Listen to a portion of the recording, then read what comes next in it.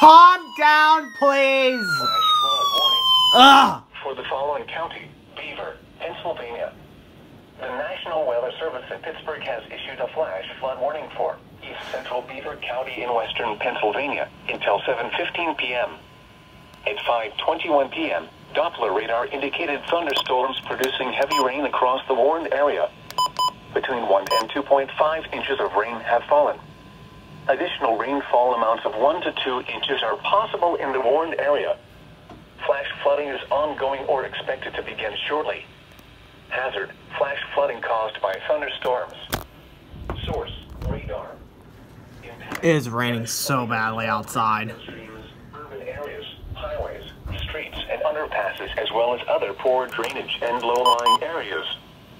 Some locations that will experience flash flooding include Franklin Park, Economy, Ambridge, Beta, Harmony Township, and Conway.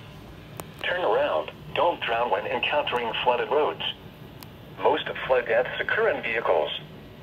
Be aware of your surroundings and do not drive on flooded roads.